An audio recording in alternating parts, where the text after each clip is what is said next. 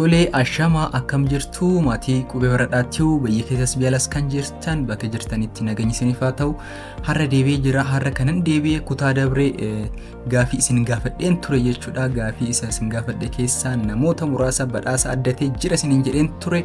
Kanaafuu namoonni muraasni keessan shaakaltanii turtan jechuudha. Akkasumas namoota shaakaltan keessaa namoota dura shaakalee fi akkasumas namoota deebii sirrii argate badhaasa addatee dhumarratti namooti badhaasamtan sinifan teechisa jechuudha inni fakka taatan.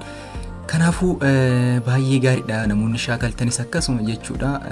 Baay'ee gaariidhaan jedha. Garuu baay'inni keessan shaakallee maaliif akka ta'e hin beeku. Viidiyoos hanga dhumaa wanna ilaaltan natti fakkaatu.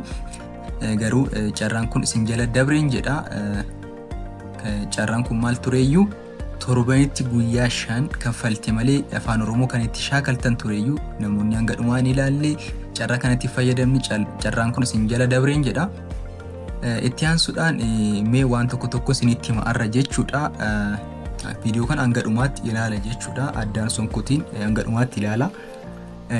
Tokkoffaan yeroo dubbistanis ta'ee yeroo barreessanis ta'ee jechuudha. Yeroo shaakaltan haala kamiin akka shaakaltan akkaataa itti shaakaltan tokkoffaa beekuu qabdu jechuudha.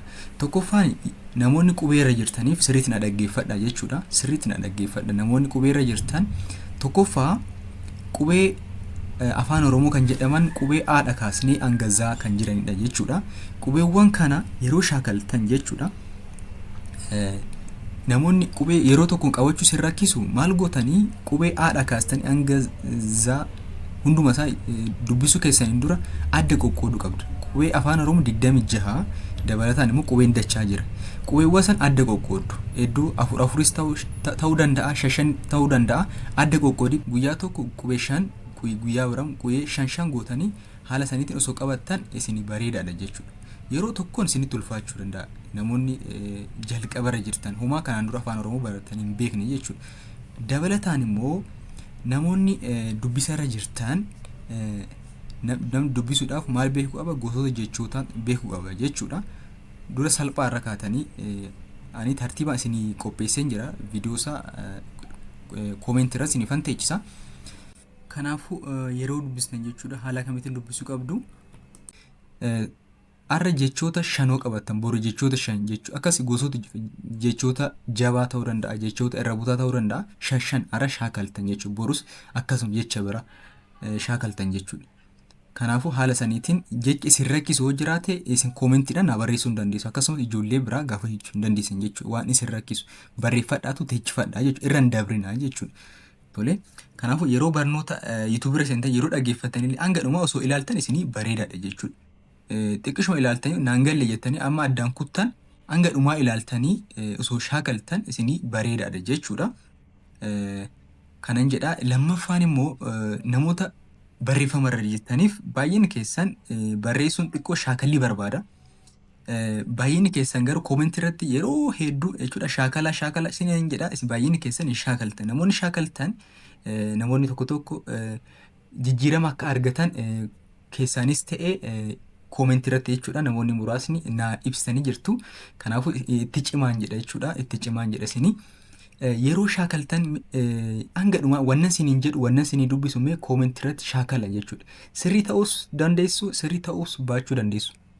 Kanaafuu isin kan isinirraa eegamu shaakaluudha jechuudha. Maaliif sagalee suuta isinii galaa waan deemuufu hanga dhumaatti wannan isiniin jedhu san osoo shaakaltanii koomentii irratti osoo barreessitanii bareedaadhaan jedha. Kanaafuu jechoota yeroo barreessitan dura salphaarra ka'a jechuudha. Salphaarra gabaabaa dheeraa jabaa jechaatu akkasitti haala saniitiin salphaarra kaa'atoo shaakalaa diimaa jechuudha. Jecha 2-3 ta'uu danda'a. Sammuutti qabadhaatoo barreeffama shaakalaa jechuudha. Erga shaakaltanii booda jecha isa maal gootu deemtanii ilaaltanii jechuudha. Dogongorri keessan iddoo kam akka ta'e deemtanii ilaaluu qabdanii jechuudha. Kanaafuu haala kanaatiin osoo shaakaltan bareedaadha. Akkasumas dabalataan immoo barreeffama baqa waanuma isinitti dhagahame koomentii irratti ta'uu danda'a. Dabtara keessan irratti ta'uu danda'a. Bilbila appilikeeshinoota barreeffama iddootti barreessitan fakkeenyaaf Imo irrattis ta'uu danda'a. Seenaa ta'u waan isinitti dhagahame hiriyaa keessaniif jechuudha barreessaa jechuudha. Kanaafuu barreeffamni maal barbaada sirriitti shaakaluu qabdu jechuudha. Kanaaf haala kanaatiin shaakala jechuudha. Amma asirratti namoota sadii jechuudha asirra sinifan ka'a. Kanaafuu asirratti akkuma ilaaltan jechuudha tokkoffaa isheen kun dhugaa dubbachuudhaaf sirriitti deebistee jirti baay'ee gaariidha. Baay'ee gaariidhaan jedha isheen kunis haaluma kanaan jechuudha. Kanaafuu namoonni asirra isinii kaa'e jechuudha karaa imootiin bilbila asirra jiruun na dubbisaa too barnoota jalqaban jedhe jechuudha. Kanaafuu fuulduraaf jechuudha barnoota yeroo gadhiisu hanga dhumaatti osoo ilaaltan bareedaadha jedha jechuudha. Dhumarratti gaafii garaagaraa waan isin gaafadhu jechuudha. Gaafii isin gargaaru shaakaliidhaaf jechuudha. Gaafii isin gargaaru waan isin gaafadhuufu viidiyoowwan gadhiisu jechuudha. Barnoota gadhiisu hanga dhumaatti osoo ilaaltanii gaafii isin gaafadhu immoo koomentiidhaanis ta'uu danda'a daftara keessatti osoo shaakaltan jechuudha. Afaan Oromoo dubbisas ta'e barreeffamas ta'e isinii salphata jechuudha. Haala salphaa ta'een dubbisuu ni dandeessu, barreessuu ni dandeessu jettee yaada hanga dhumaatti waan dhaggeeffattaniif baay'ee galatoomaan jedha jechuudha. Namoonni amma iskiriinirra jechuudha koomentiidhaan na barreessitanii deebii argattan jechuudha. Karaa imootiin na dubbisaa jedhan jechuudha. Bilbila asirra kaa'uun karaa imootiin na dubbisaa jechuudha. Akkasumas barnoota fuuldura jechuudha karaa laayiviitiin hin jalqabne jechuudha. Kanaaf hundi keessan sa'aatii isinitti tolu koomentiidhaan na barreessaa jechuudha. Sa'aatii guyyaa fi galgala keessaa sa'aatii isinitti tolu koomentii irratti barreessuu hin dagatinaa. Baay'ee galatoomaa nagaan ta'a. Bakka jirtanitti nageenyi isin wajjin haa ta'u.